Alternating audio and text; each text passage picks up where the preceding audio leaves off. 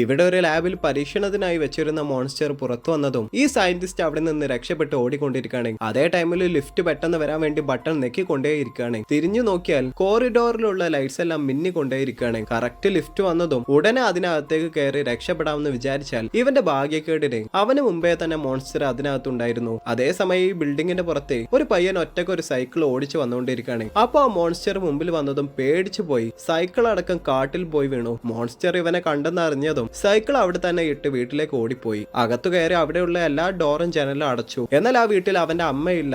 നോക്കിയാൽ ആ മോൺസ്റ്റർ ഇവന്റെ വീടിന്റെ നേരെയാണ് വന്നുകൊണ്ടിരിക്കുന്നത്. അർജന്റായി കോൾ ചെയ്തതും അതിലും മോൺസ്റ്ററിന്റെ സൗണ്ടാണ് കേൾക്കുന്നത്. അപ്പോഴാണ് ഇവൻ എത്ര വലിയ കുരുക്കിലാണ് പെട്ടിരിക്കുന്നതെന്ന് മനസ്സിലാവുന്നത്. അതിനുള്ളിൽ വീട്ടിലെ ഡോറിന്റെ ലോക്ക് പുറത്തു നിന്നുകൊണ്ട് തന്നെ താനെ തുറക്കുന്നത് കണ്ടതും അവൻക്ക് ജീവൻ പോകുന്നത് പോലെ തോന്നി. സോ ബാക്ക് ഡോർ വഴി പുറത്തേക്ക് ഓടിപ്പോയി സ്റ്റോർ റൂമിലുള്ള ഗണ്ണെടുത്ത് അതിനെ ഷൂട്ട് ചെയ്യാമെന്ന് വിചാരിച്ചു. എന്നാൽ ഓൾറെഡി അത് അവന്റെ പിന്നിലാണ് നിൽക്കുന്നത്. ഇപ്പൊ അവിടെയുള്ള ലൈറ്റ് വെളിച്ചം കൂടി ഓഫായതും നോക്കിയാൽ ആ പയ്യനെ അവിടെ കാണാൻ പോലുമില്ല. അവനെ തിരിച്ചു കിട്ടുമോ? കാണാം അടുത്ത പാർട്ടിൽ.